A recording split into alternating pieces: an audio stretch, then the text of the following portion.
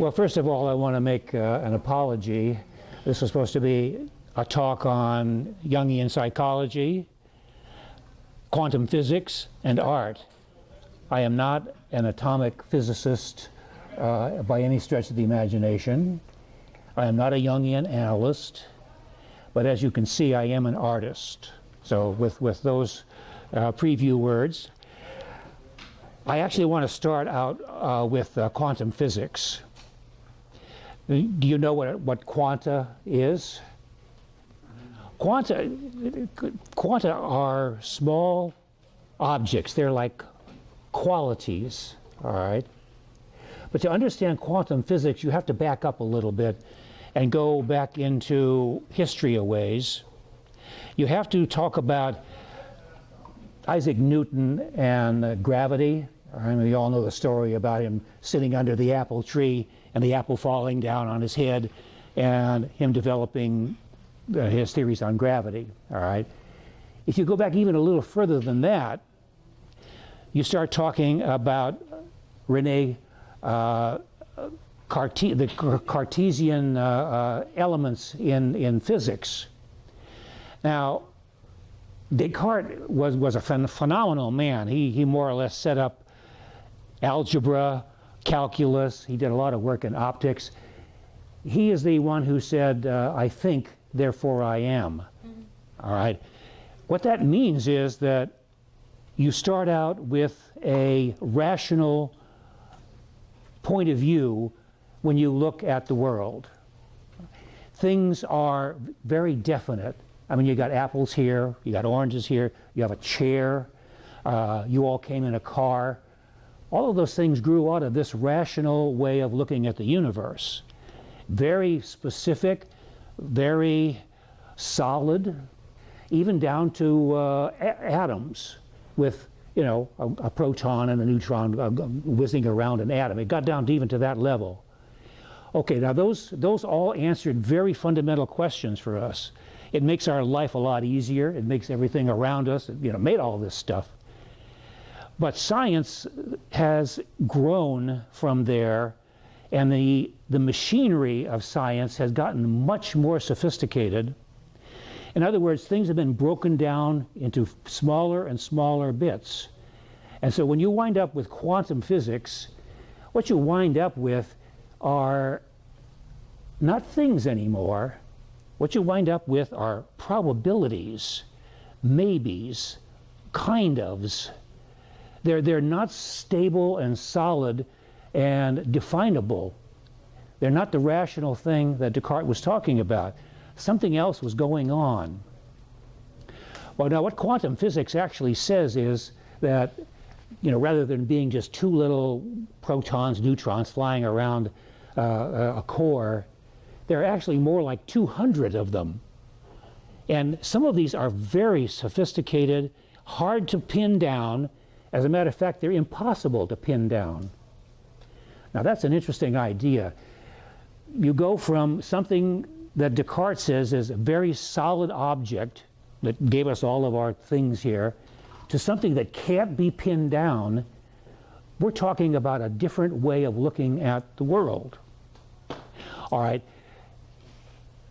Basically, what quantum physics says is that everything is part of everything else. We are all made of the same stuff as the chair. They're put together a little differently, but everything is part of everything else. All right, so now with that, you know, rather simplified definition of quantum physics, I wanted to go into, well, I want to go back into the caves in Spain. Oops. Everybody knows about the cave paintings in Spain, right? The wonderful renderings of the animals, which were all religious symbols that helped man hunt, because there were religious overtones to all of that. But what I want to go back to is when the first caveman put his hand up on the wall, and you've all seen this, the hand on the wall, when the caveman took the red ochre, blew the red ochre over his hand and left his handprint on the wall. All right. Okay, now picture this. Now, with the hand on the wall and the man standing there, that is all one thing. You can't divorce the hand from the man. But now, when you take the hand away, what is left up there? To me, art is left up there. This is not a hunting symbol. This is not a religious symbol. To me, that is an art symbol. All right? Now, that art symbol belongs to me. It belongs to you too, also. You know, those symbols, those art symbols, are universal and they are eternal. They last forever. So what I'm going to try to do is say that that art symbol belongs to me, but I've handled it a little bit differently. When I go up and put my hand on the wall, I do these portraits, okay? And when I take my hand away, where is the art? Is the art over there, or is the art here? And what I'm saying is that it's at two places at once, all right? The art is there and the art is here, okay?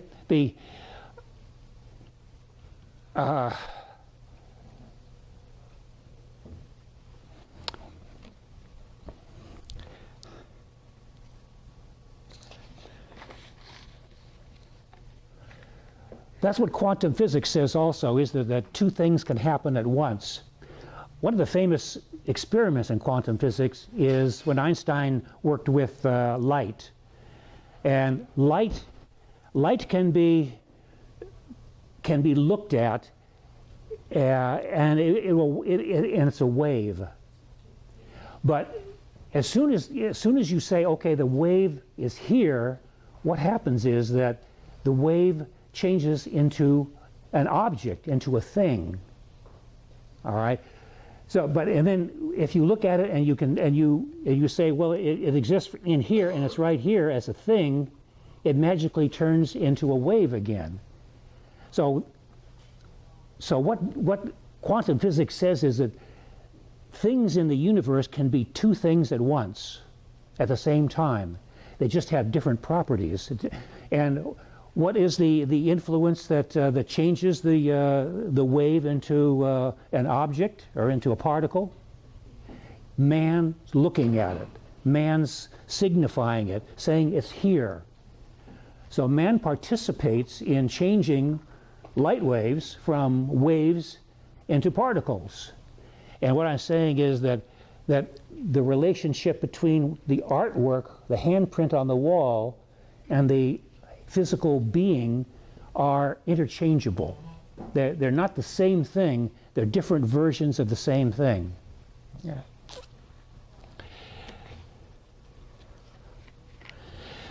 When you start talking about Jungian psychology, it's sort of like talking about the ocean. You stand at the ocean and you look out at the ocean, and well, how can you define the ocean? It's everything. It's huge, it's deep, it's warm, it's cold, it's salty, it's fresh, it's practically everything. Okay, the same thing applies to Jungian psychology. Jungian psychology and quantum physics are pretty much started at the same time.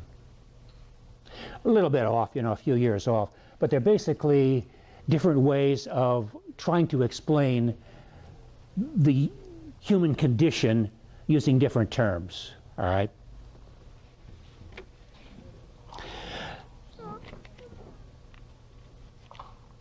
When I've worked on the portraits here, what has happened is that I actually have become the portrait, and the portrait has become me. These portraits are like my secrets, my hidden identity up in paper on a wall.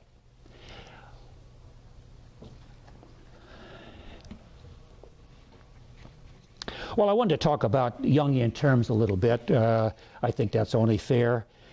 There, Jungian psychology is actually broken down into like 3 different parts. It has to do with the ego or the self, and that's the part that is shown, you know, that you see, that you walk around in all the time, that you let other people see. You talk and you eat and you sleep and you do all whatever you do, and that is the visible, overt part of you as a human being. But that's not the only part of you. There's another part of you that you don't show, that you keep hidden, the internal part of you. And that is called well, it can either be called the unconscious or the subconscious. I don't like the term unconscious because that means like you're knocked out. But subconscious means the part that you do not show to other people. And you know it's all there. Of course it's all there. You see it in dreams. You see it at unexpected times when you don't want to see it. It comes up, but it's the part that you don't show anybody else. Now the third part is the collective unconscious. That is the really secret part. That is the historic part that has gone all the way through human history from the beginning of time until now. All right? Jung talks a great deal about all 3 of those areas. I wanted I should mention the shadow part of the human personality also. The shadow part is the part that is, usually it's considered a negative part, all right? The hostile, aggressive, negative part of you. And you're saying, well, what are you talking about? I don't have any hostile, negative part of me. I'm a nice human being. I'm collected. I'm calm. You know, I go from day to day. I don't cause any kind of trouble. I don't do anything at all. I'm peaceful. Well, let me give you an example. I'm going to tell you a little story here about the shadow side of the personality. All right. Now you're walking along in a large city. There's a bunch of people around. I mean, a really bunch of people, lots of people. You are jammed in with these people, shoulder to shoulder, so that you can't move. And the whole crowd is moving toward something or other, and you're with them, because if you try to get away, you're liable to fall down, and it's so crowded that you might be trampled, injured, maybe even killed. So you're struggling just to stay up and go with the crowd, going with the flow. Well, what happens is that the crowd goes through this big bunch of doors, and it sweeps you down in an aisle, and you find yourself in a wrestling ring where professional wrestling is going on. The first thing you notice is the smells, like there's the smell of beer and cigarette tobacco and hard liquor and bad breath and body odor and all of those things that large crowds tend to have. But you're hemmed in, all right? You can't get away. And there's screaming and shouting going on. And the 2 wrestlers enter the ring. One is called the Evil Crusher. The Evil Crusher is wearing a skeleton mask over his head. And he must be at least 350 pounds. If the other guy comes in, and he is Dandy Dan.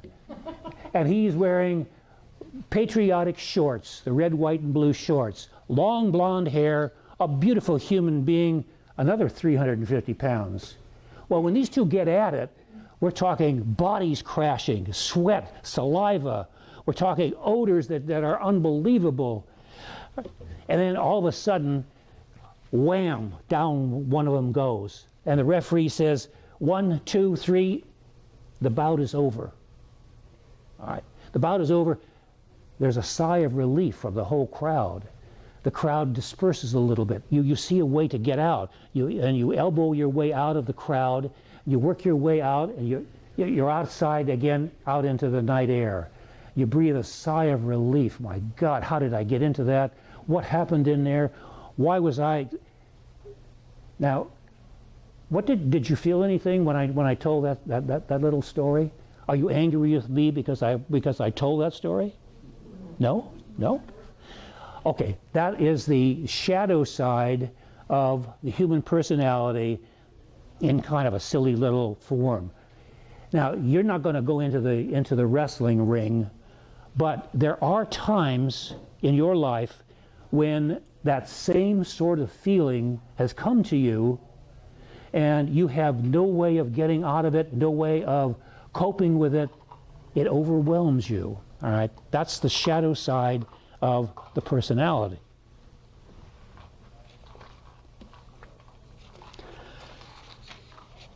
I did want to talk a little bit about Jung's archetypes.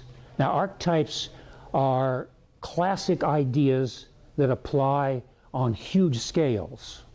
All right. Now, it sounds like a big idea, but sometimes it boils down to very simple sort of things. Things like the father is the stern member of the family, powerful, controlling. Mother is the feeling, nurturing, sustaining part of the family. The child is birth or beginning, the salvation of the human race. Okay, these are the beginnings of the archetypes. You know, you can have the hero who is the rescuer, who is the champion, the seeker after answers. Okay, that's one of your archetypes. The maiden is the purity, desire, sex. There's the wise old man who is knowledge. He's guidance, he's experience, he's prophecy, contemplation, the thinker. But you also have the magician who is mysterious and just on the verge of being bad. Powerful. The Earth Mother is nature, of course. And there's also the witch or the sorcerer, which is danger, the power of the negative. And then there's the trickster. The trickster is the deceiving one, the one who plays tricks on everything. The trickster has got many names. The Scandinavians call him Loki, and it goes through all Scandinavian literature. American Indians call him Coyote, and Coyote is the one who upsets the normal everyday sequence of things and forces you to react differently than you usually do.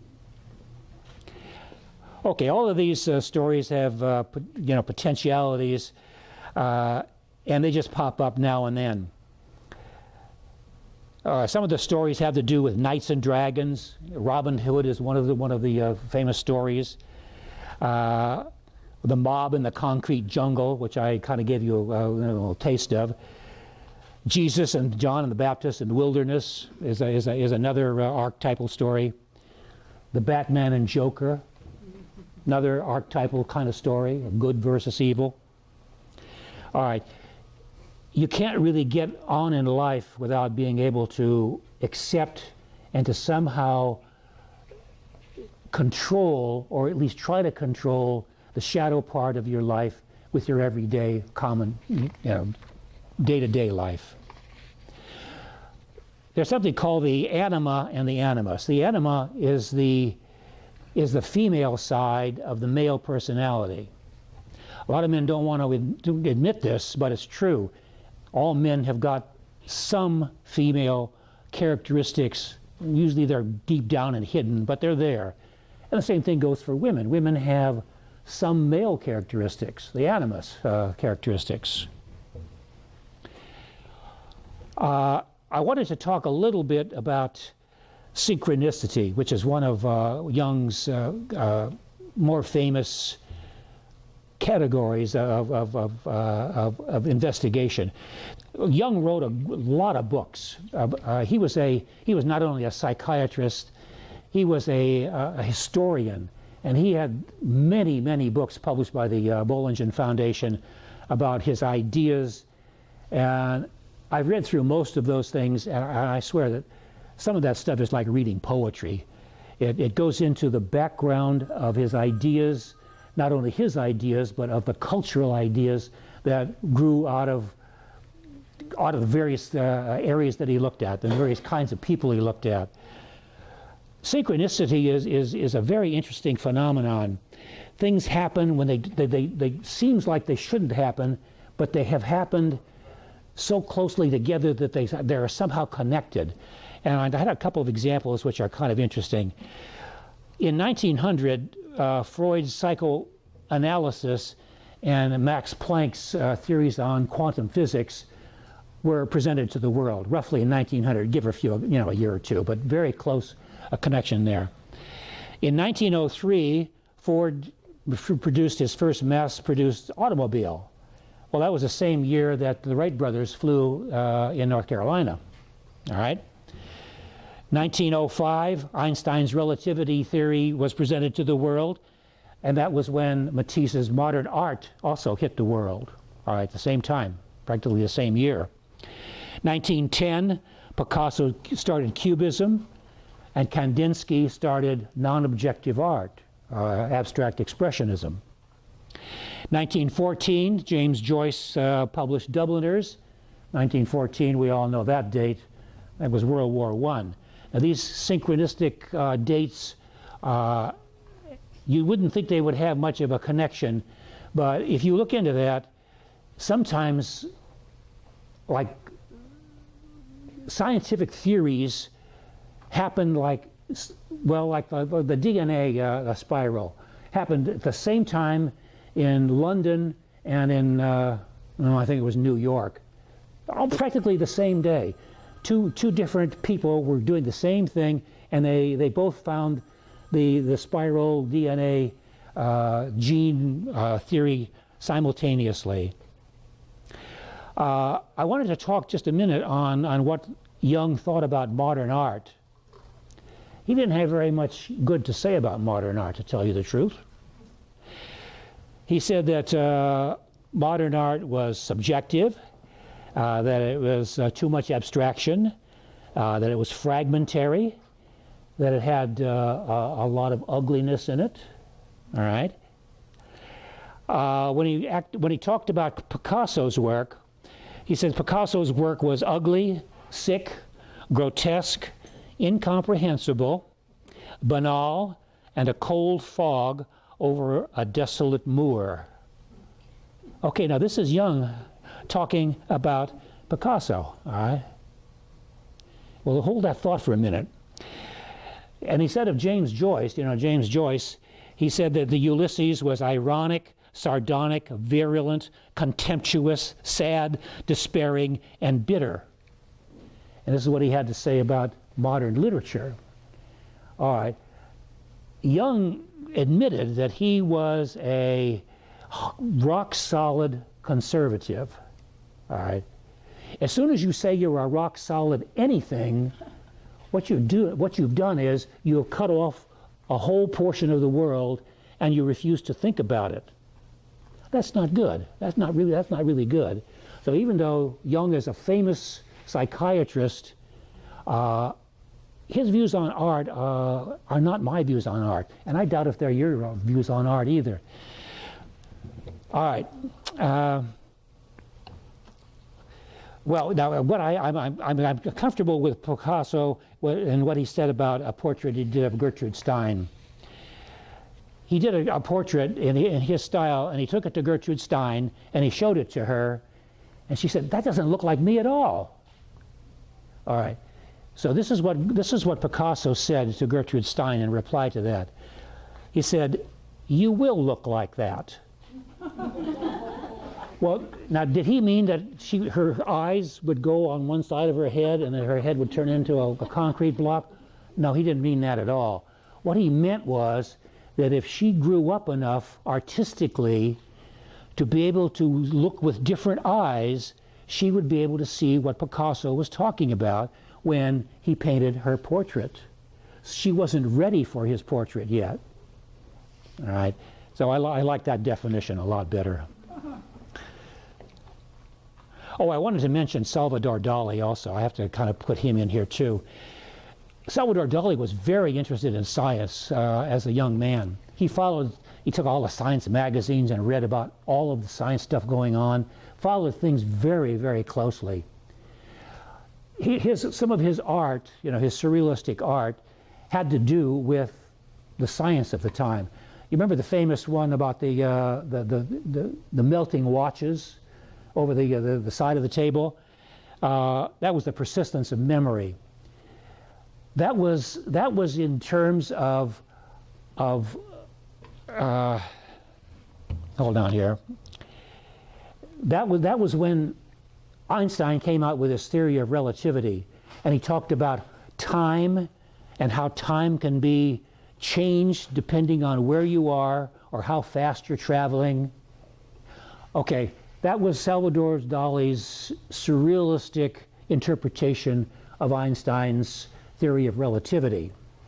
Later on, he did a second version of that, all right, and that was called the disintegration of the persistence of memory, and it's some of the melting watches again, but this time he has like a plane of water where the observer picks up the plane of water and looks underneath, and there's underneath the water, there's water level, and there's something above the level of the water. And this was his comment on quantum physics. All right. So when quantum physics came around, Dali changed his views on how he would present that to the world. Later on, and that was a little bit later. That was 1945, or no, 1954. In 1945, when the atomic bomb exploded, Dali more or less gave up science. He gave up his interest in science, and he went toward mysticism and occultism and kind of an internal way of looking at the world. So I thought that was interesting about Dali also. Okay, now what I wanted to do next was take a look at the portraits on the wall, and I tried to have all three of these portraits up here, the people who sat for them, come. I'm afraid Loretta didn't make it, but anyway, I want to talk about it a little bit, if you don't mind. This is a portrait I did of one of the models. Her name is Loretta. Before I started this program, or this painting, I had laid down a large area of yellows. I started, the yellows kind of worked their way all the way through here before I even saw the model. Now, I don't know why I did that, but I just did that, and I said I would design the painting around those yellow areas. All right, well, I did Loretta, and as you can see, she's sitting there, and this area started to slowly change, this yellow area. It became more and more abstract, more and more non-objective, but what that actually turned out to be is the tree of life. And that is Loretta's tree of life. I should talk about the tree of life, which is a wondrous symbol that goes through all kinds of literature, religions, theology, and basically, in very simple terms, the tree of life has got three parts. It has the roots, which are sustained from the earth. It has the foliage, which is sustained in a different way from the sun, and man is the trunk in the middle. Now that's a simplified version, and there are many, many more complex ways of looking at that. In the Kabbalah, there's a whole system of how the tree of life is handled, but we won't get into that. Well, what happened after that, I had finished the portrait, this part of the portrait. Loretta came up to me and she said, I just was told this week that my aura color was yellow.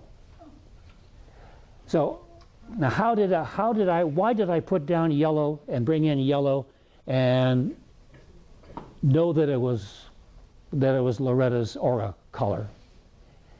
No idea. Except in Jungian synchronicity terms, and there might be an answer there.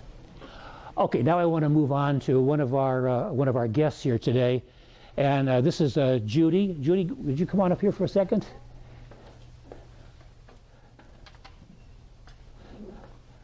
Would you stand by your portrait over here? Okay, all right. Now this is what Judy was wearing the day that I did her, and as you can see, she's sitting there.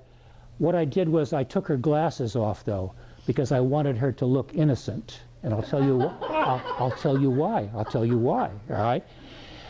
The way this started, this whole black area is symbolically the void. All right. The painting actually starts down here in the lower left-hand corner, and as you can see down here, this is total chaos. There's nothing there except a bundle of whatever you want to make it. In other words, chaos. What happens with the chaos can go in two roads. One of the roads goes up here into the figure, into Judy, and the other road goes up this side over here, which I want to talk about more in detail. The tentative look on Judy's face has to do with the imagery over here on this side. When you come up into this area, you'll see that there is a dragon here. Now that dragon has got a specific name. That dragon is called Mercurius. Mercurius is the Renaissance or alchemical name of Mercury from way back in the Greeks. And Mercury is the trickster. Mercury is the essence that turns things around, that is the maybe, the kind of, the sort of, the one you're not sure of, the trickster. He still has his wings on his feet here, but he also has kind of magical wings on his body. One of the characteristics of Mercurius is that he can turn himself invisible. You can't see him, but he is extremely powerful, and he is closely related to, and as you can see, these are two intertwined stalks or heads that are connected to the sun here and the moon over here. Now what I've done is I've had Judy looking at both of these different aspects of herself, along with the element of change in here, because there are big changes in her life. She just retired here recently from Michigan? Wisconsin, all right. And so big changes. And I made her very tentative and kind of wistful and kind of searching. Thank you. Okay. Now, I wanted to move on to Dan over here. Dan, would you mind standing over here for a second?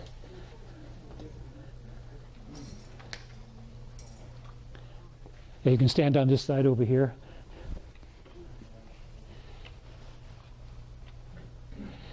This is a portrait I did of Dan when I did a demonstration at the Appleton Museum. Dan is the archetype of the wise old man. All right? And all you have to do is look at him, and you can see wisdom, patience, forbearance, but also maybe just a little bit of the devil kind of like mixed in there too. But the one thing I want you to pay attention to is this looks like the cane that he is holding there. It's not. This is Dan's tree of life. All right. This tree of life is called Yggdrasil, and it comes from the Scandinavian peoples, and it has roots that go all over the world. It has leaves, foliage that covers the sky and covers everything. It's a huge concept. All of the human characteristics are covered by either the roots or the foliage of the tree. But what's in the middle? Okay. Now, do you see the whatever this is in the middle? Those are the ruins, the R-U-N-E-S, the ruins of the Scandinavian race, which are the rules that you must live by. They are your guidance toward how to live your life. And so I put these as kind of abstract ruins on here.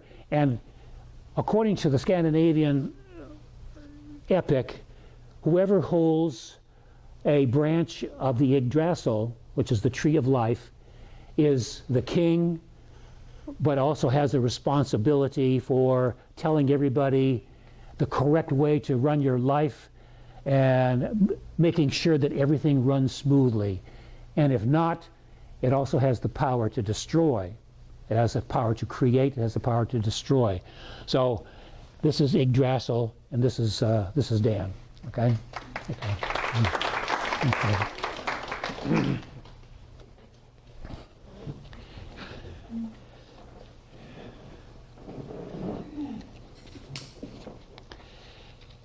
Okay, now, how am I going to, oh wait, no, I wanted to do one more, I forgot.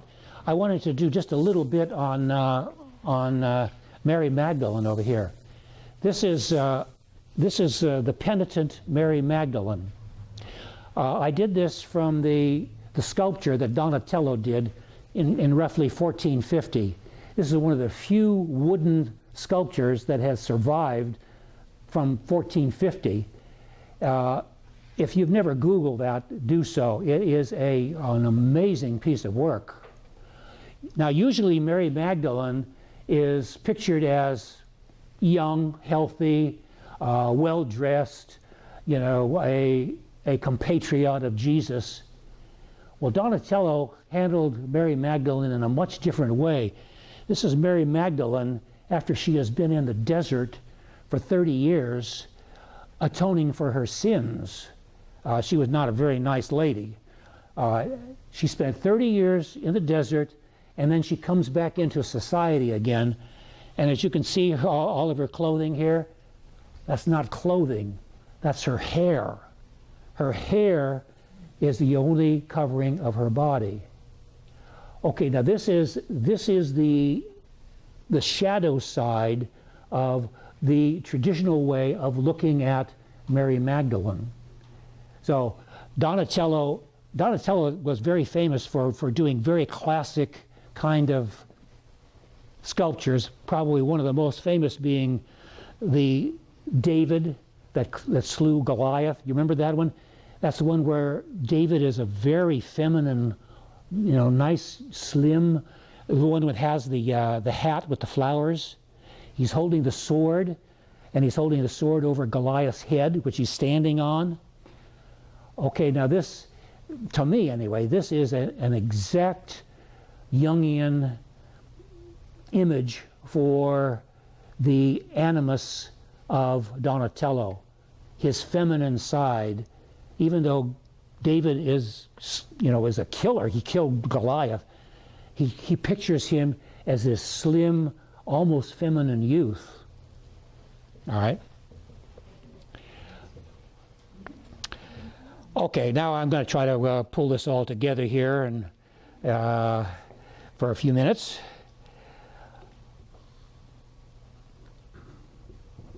I want to quote Picasso again. Picasso said that everything you can imagine is realized. All right. No matter how wild your imagination is, you can realize it if you have enough training and dedication and skill. Now, are we to paint what's on the face, or what's inside the face, or what's behind it? Now, that kind of goes back to his quote on Gertrude Stein. Do we paint what we see, or what's behind what we see, or do we paint the eternalness behind what we see? Well, I think that's what the artist's job is. All right.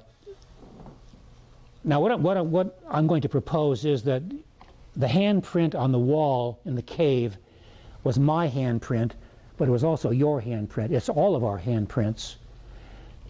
I happen to be an artist, and most of you are probably artists also. We're all in this together. And we own that handprint, and we are responsible for that handprint all the way through history. So whatever your artwork is, or even if you're just a museum goer, you have a responsibility, just like my responsibility, to continue this art that goes through the ages. And that's what I have tried to do for 60 years, being an artist for at least that long. And what I've tried to do is turn my secret life, my unconscious life, into my art so that it can be a direction, or at least my contribution, to the artists that come after me. Now, the caveman left his handprint on the wall. I leave my portraits and my artwork on the wall. And there is a continuity between the past, the present now, and even into the future. All right? And that's a little bit of quantum physics, where everything is connected to everything. Why did I become an artist? Let me tell you why I did not become, for what the reasons are for not being an artist, or the negative reasons of being an artist. If I was in it for the money, I would be beholden to the moneyed interests, the gallery owners, the wealthy art patrons, and as soon as the work starts to sell, what the artist has to do is produce the work that sells. In other words, the people who buy art, well, no, I have to take that back. Some people buy art because it moves them and they see real meaning in it. But so much art is bought as an investment for the future. I did not do that. My art is not done for great wealth or for investment for the future. And it's also not done for fame either. Famous artists more or less have to do the same thing. Once you become famous for something, and then you have to keep doing that something over and over and over again. I have tried to do a variety of art and change my style, change my way of looking at the world as I progressed and as I've grown older, all right? And how have I done this? Well, done a lot of reading, read most of the great literature. Well, how can I say that? A lot of the great writers of the world, Faulkner, Dostoevsky. I mean, I've read a lot of that sort of thing. And I tried to put those all together, focus them, and internalize them, and let them come out through what I'm good at, and that's art. And I say I'm good at it. If you spend 60 years doing anything, you're probably going to get pretty good at it. So, you know, whatever you've done for 60 years, you're pretty good at it. Okay.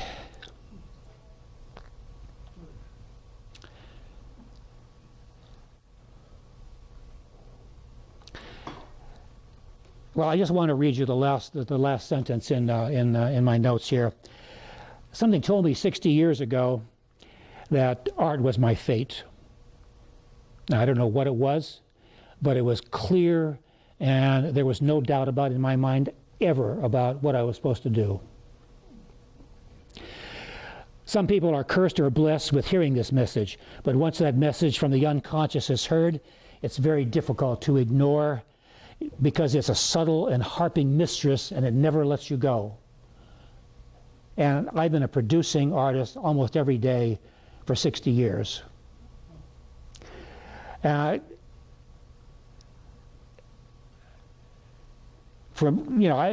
just got to respond. I have to pick up my paint and my brushes, and more or less is what I do battle with the windmills. You know, I'm like a Don Quixote out battling the windmills. But you know what? You are all Don Quixotes also, or Doña Quixotes, battling your own windmills also. So what I'm saying is that we all have to stick together, remember the past, do our best in the present, and prepare the future artists for the future. Okay?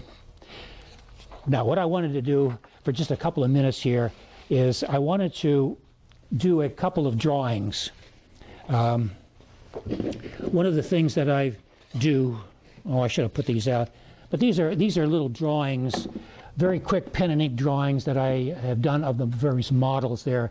And these are, like 10-minute drawings. All right, I'll just go through these real quick because what I'm going to do, as you look at these, I'm going to ask for a male volunteer. I'm going to ask for a female volunteer who will sit for me over here, and I will do a quick line drawing of you, and then I will sign it and I will give it to you, and it'll be a little gift, a little remembrance from this afternoon. Now tell me when I get back to the front, because I don't remember where I started. But anyway, these are the little quick line drawings. Have I gone back to the first? Oh, I haven't got to the first. All right, okay.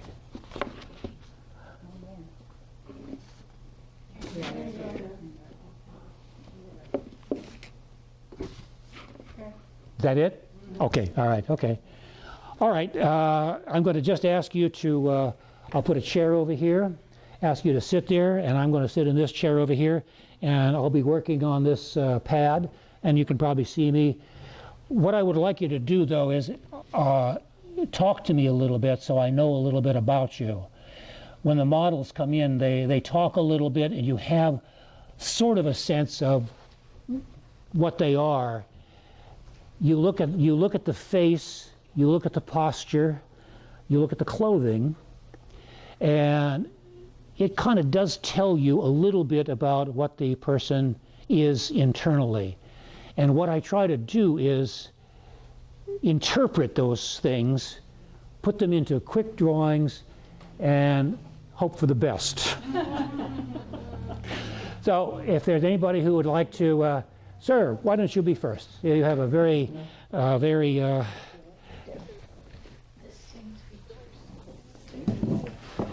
you don't mind sitting there, I'm going to need a chair also. Yeah, I'll take your chair. That's what I'll do. I'll go grab your chair.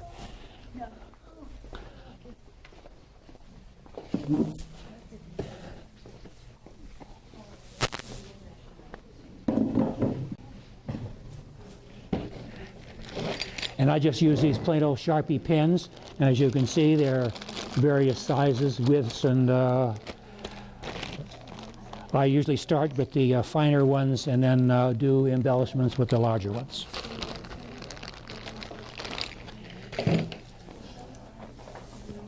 What brought you here today? Wife and sister-in-law. Wife and sister-in-law.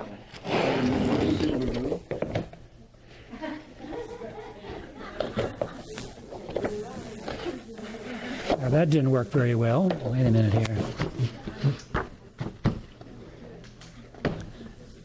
Oh, that's better. Okay.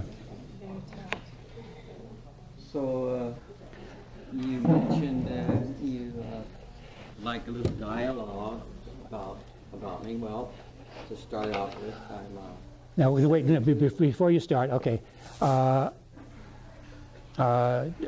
Turn your chair a little bit this way, so I have like a 3/4 view of you. Okay. Now, find a place over there to look at, and keep looking at that. But then talk to me also. All right. all right. Okay. Well, I'm 72 years old. I was born in 1945, actually, when the A-bomb exploded. And I never really had that thought before. I knew the A-bomb exploded, but I really didn't associate it with a birth date. But I am now. Let's see, I admire Dolly. I've taken some classes in art, but I am in no way an artist. I feel that I'm a gentle person inside, but I can be violent in appearance at times. I've got quite a bit of education behind me. I love to garden. What disturbs you? What disturbs me? Well, politics, uh, sometimes difficulties dealing with obstinate people, mostly that. Nothing about my family. I love my family, both people I live with and people that are in other states. Sometimes I live in a state of confusion, if you've ever been there. But I spend a good deal of my time in Hawaii. I speak a little Hawaiian. I speak a little Arabic. I speak a little Spanish. And I speak a little bit of English without the apostrophes and periods in my sentences. I love the taste of food.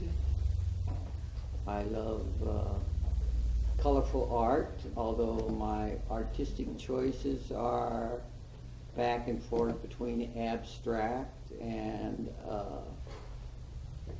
non-abstract. There's a couple artists in the family. And I enjoy looking at new things. And I love to travel. We have traveled, my wife and I, and of course, before I met my wife, I was a traveler. We like to look at different cultures, be in different countries. I like the feeling of being on the road and moving a lot.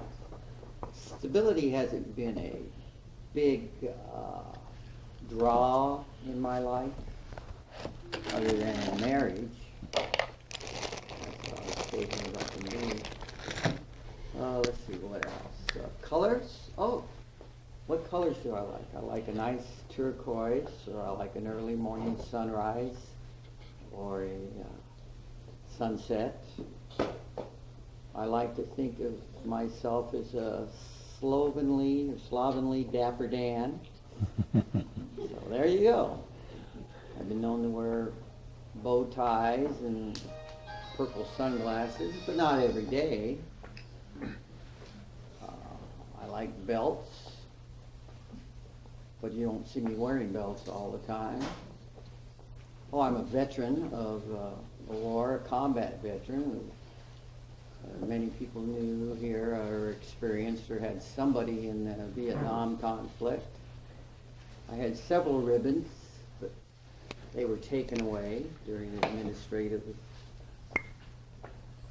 by some clerk in some anonymous office in Washington, D.C., I think. Oh, let's see what else. I'm wealthy, but not a billionaire wealthy. I'm wealthy in other aspects of life. I have money. Let's see. We have a nice house, mortgage free. My credit rating is 750. How about that, huh? I just found that out the other day. I know, that's a great one, isn't it?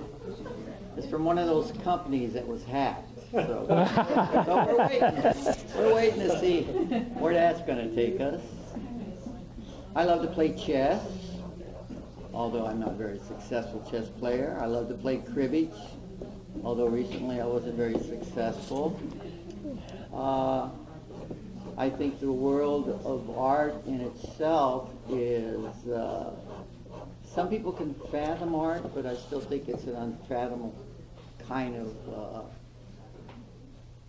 outlet.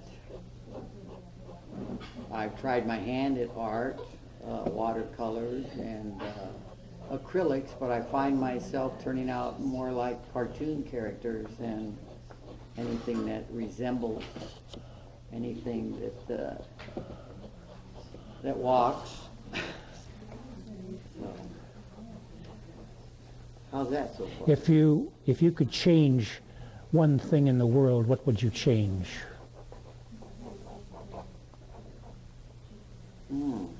Well, that question is takes a little bit more than a spur of the moment answer, but at this point in my life, I think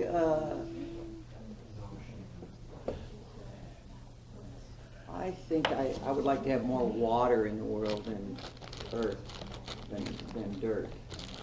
Like you mentioned the ocean. I've lived around oceans all my life, been in the oceans, almost drowned a few times, got swept away in floods.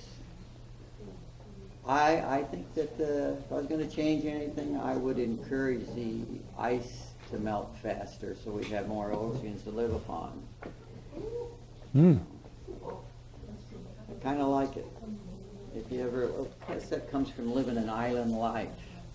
You know, being surrounded by an ocean is a wonderful thing. When I close my eyes, I can almost get a lot of the feeling of the smell of the ocean, the sound of the ocean, the life of the ocean, the colors of the ocean. So it's all there. It's in the back of my mind and it's in the front of my mind. I was in the Navy, so there you go. That's got a lot to do with oceans, and it's got a lot to do with traveling. And it was a high-tech profession, even though I like to think of myself as a low-tech person. I have quite a few different bloods going through my veins. Some people might call me a Moor. Some people might not.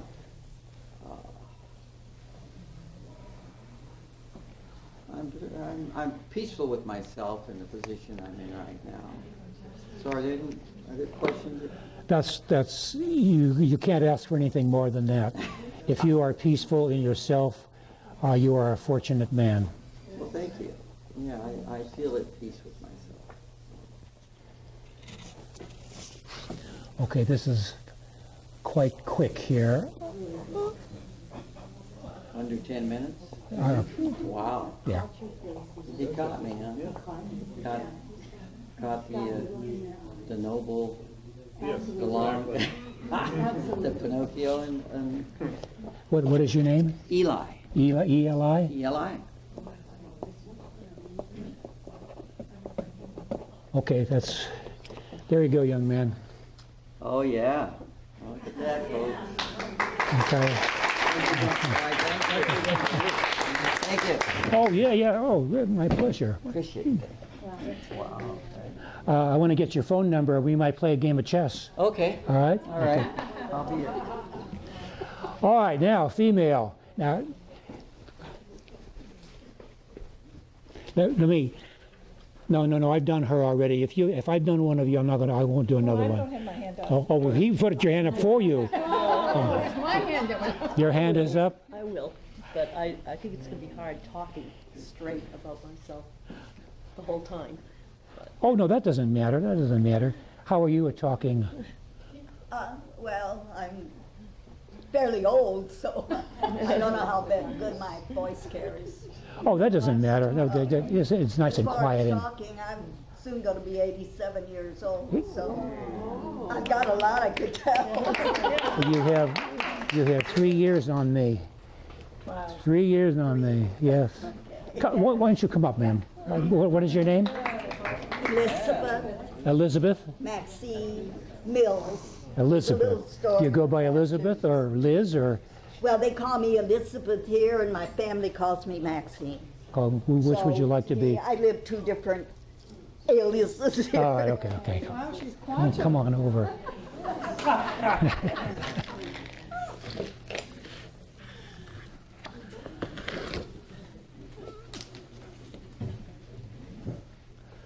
You talked about your family. How big a family do you have? All right.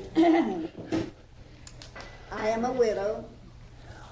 Okay, now before you start though, That's fine. yeah, just hold steady. Talking is okay, I talk, and right. find a place to look at, and then keep looking at that one place. Okay. All right, I'm very family oriented. I've had 2 children, a boy and a girl. I have 4 grandchildren, 9 great-grandchildren, and the youngest one was just born a couple of months ago. I'm a little nervous here, so. Anyway, I lived in middle of a 15 14-acre woods. I'm very nature-minded. When I paint, I like to paint birds, or I paint photographs because I don't get around too well. Car-wise. I drive myself to short distances, but I can't go out exploring like I'd like to. I read I'm an avid reader. I read all the time practically. Who's your favorite author? But Who's your favorite author? my favorite author, my favorite reading is the Bible. I love that. I'm not for your highfalutin authors that you mentioned. I like to read mystery stories. I like to read religion. I have read in the past a lot of Jungian literature. I was interested in the anima and animus and the self and the collective conscience. I've also read some quantum theory, that type of thing, science. I am more or less self-educated. I have taken courses locally for art. I've always wanted to paint, but my husband was rather possessive. I never saw the reason why I needed to do anything that he didn't participate in.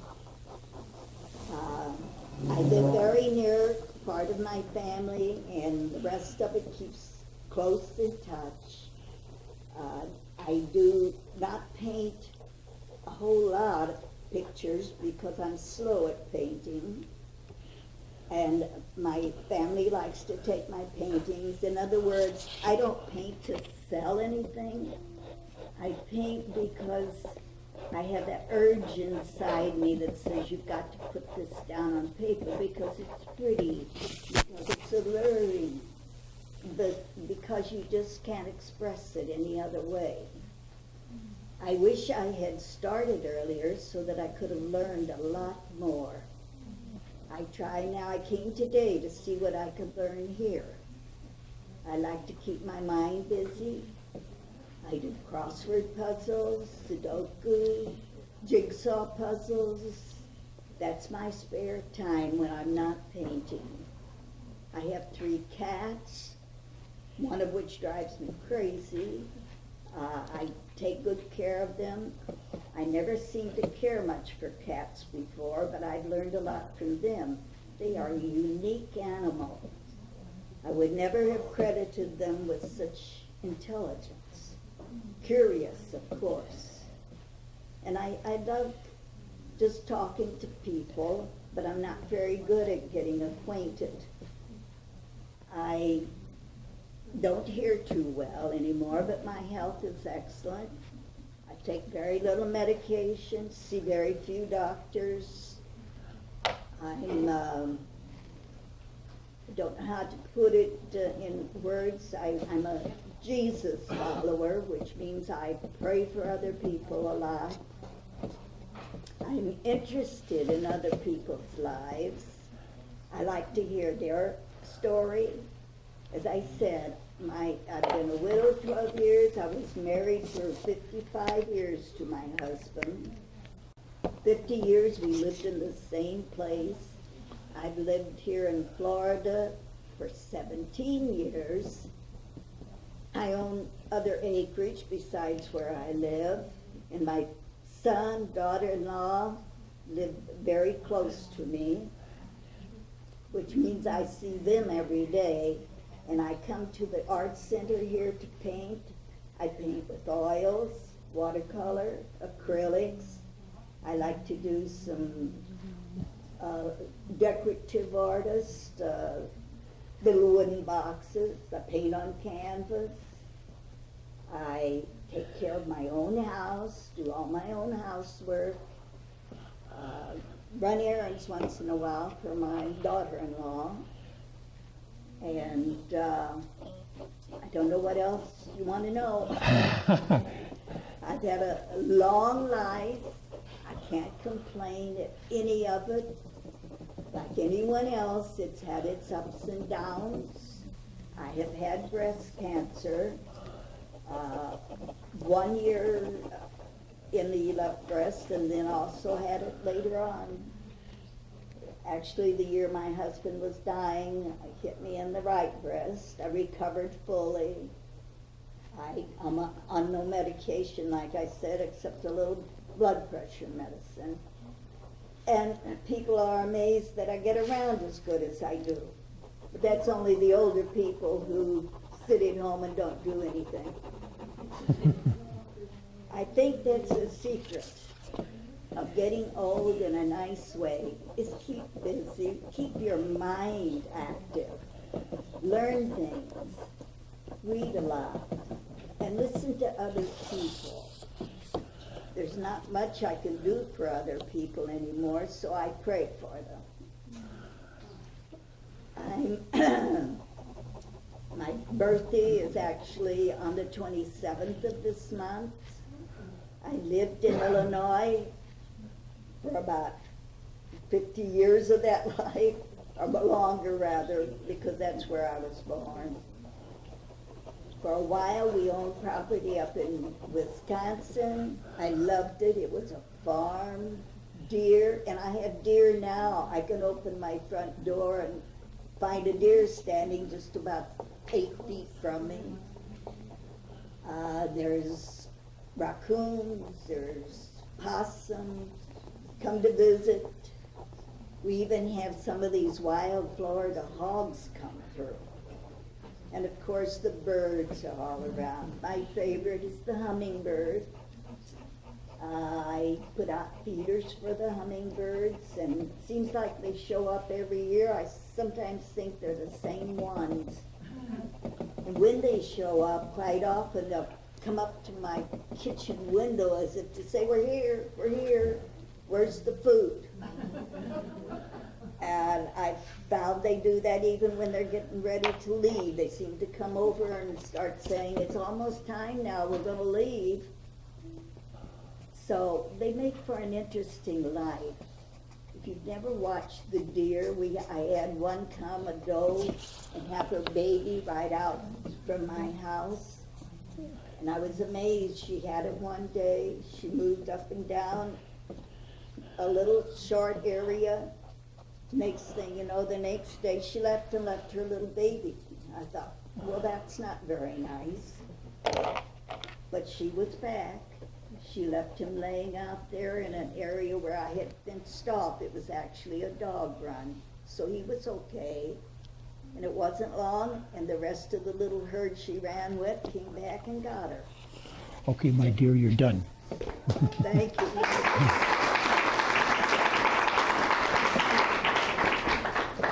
And would you like to be Elizabeth? Yeah, put it Elizabeth. That's my connection. E-L-I-Z. S. E-L-I-S. E-L-I-S. A-P-E-T-H. A. A-B-E-T-H.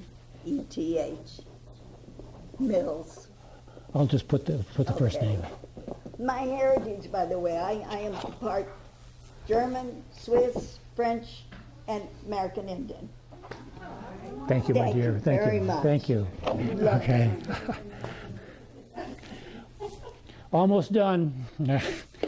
I did want to mention this. If you want to learn anything about quantum physics, No, I don't. this book is excellent. It's written for the layman, but it also has a wonderful discussion of Eastern philosophy and how Eastern philosophy and quantum physics are like very closely linked.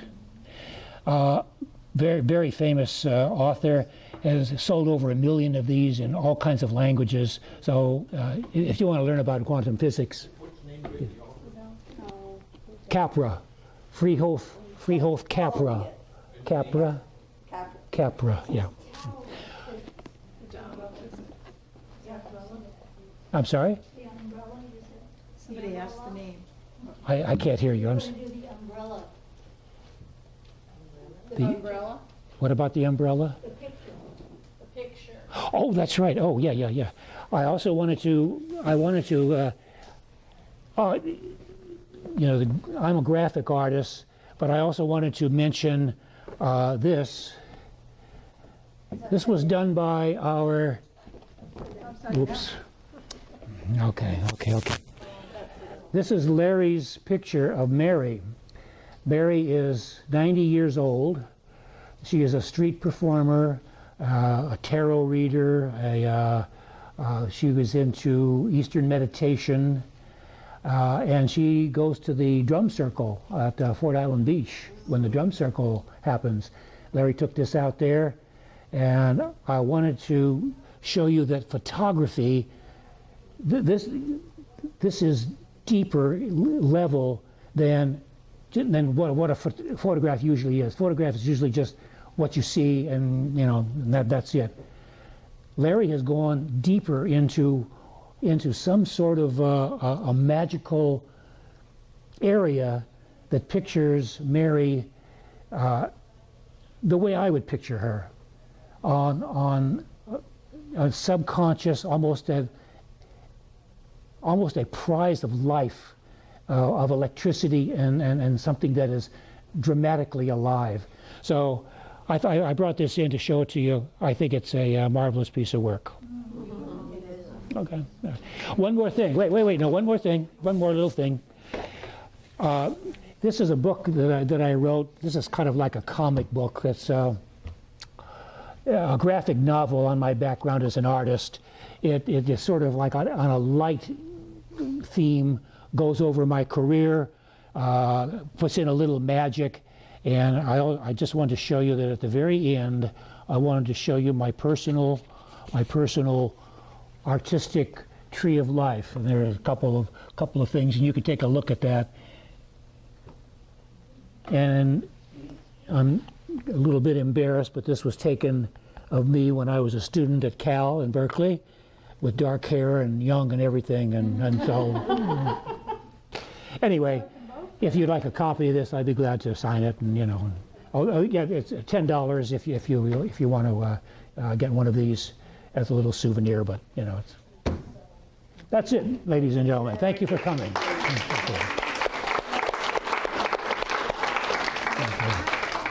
Are there any questions for Yeah, Ted? questions. They are. There they are. Which one? Those are they're not actual like what you see there, but these are more or less dream figures that come through me from my subconscious, and I translate them through the model, and they are, like I said, they are the secret part of me, but also the visual part of me.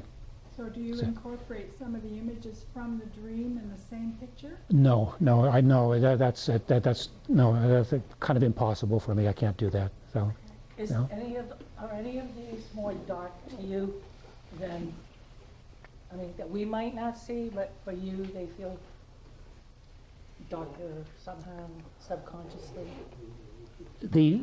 Not really. They all have kind of equal weight for me for different reasons. Oh, okay. So, John. I just want to make a point. This is just the tip of the iceberg of what this man has done. He has a whole series, probably just as many as these, on Greek goddesses and gods. So maybe we'll have him come back. After this is like a contemporary people we've done on our portrait group. We're always looking for models, by the way, for Friday mornings. So if anybody wants to be a model, please contact me or Ted to sit at 9:30. But my question to Ted is, what's next? He did the Greek stuff. He does contemporary kind of psychological stuff. What are your plans?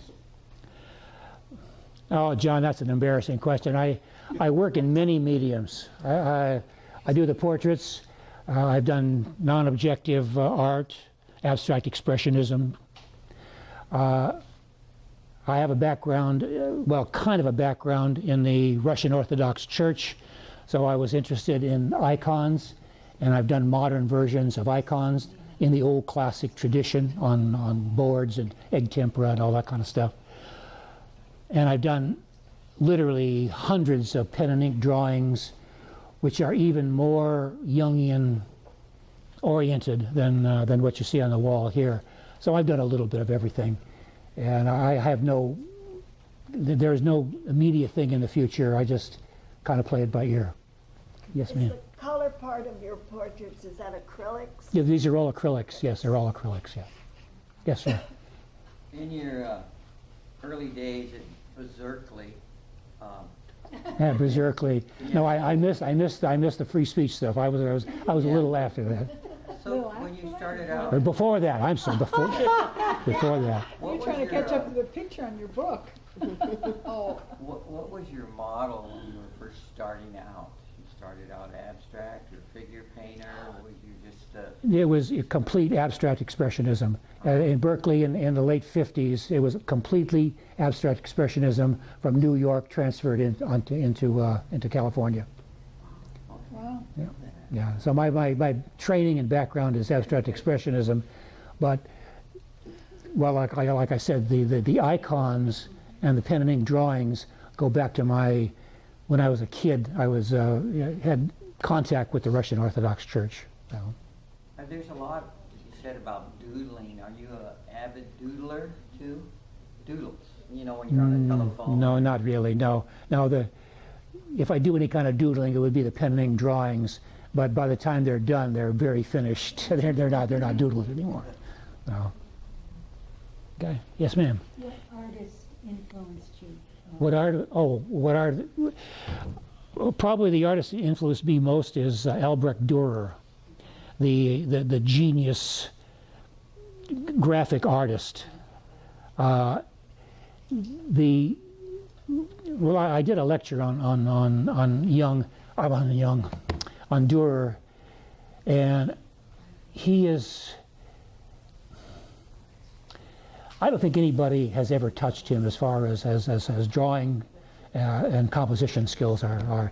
A lot of his stuff, of course, are geared toward the church, but he goes way beyond the church. There are things there that are just Jungian, and yeah. Let's see, who else?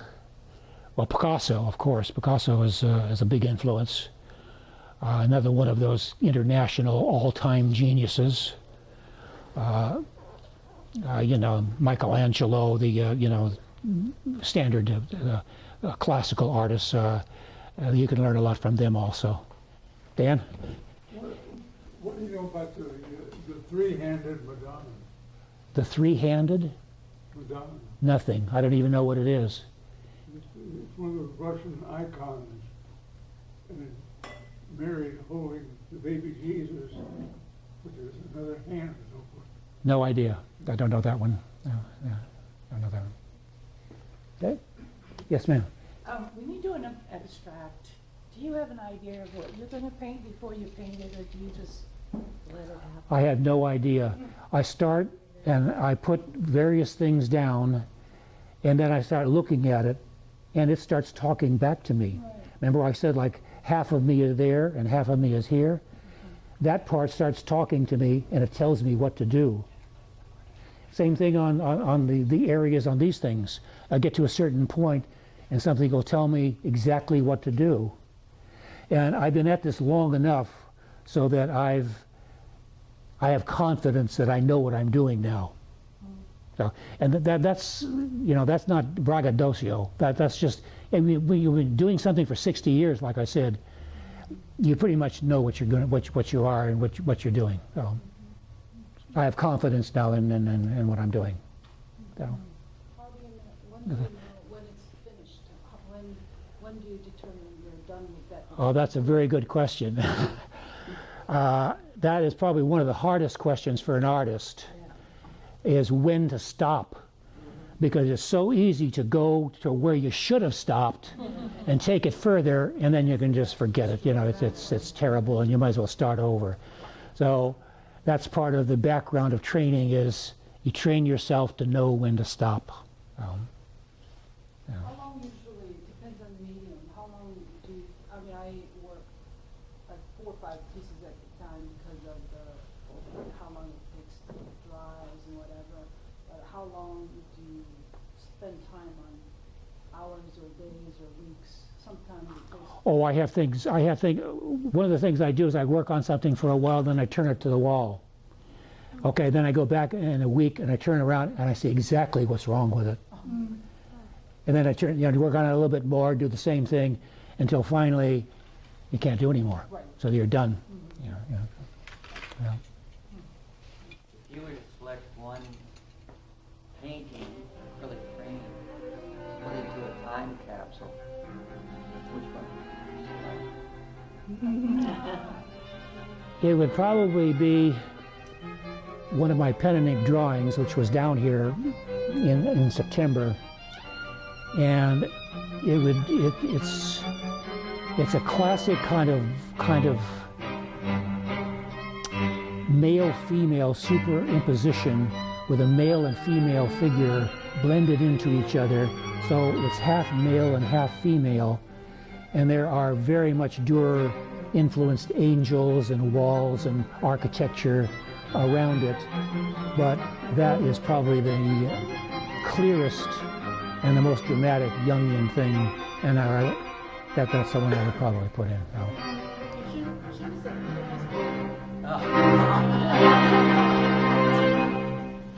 I'm in touch with my female. Well, thank you all for coming, and I appreciate you listening. And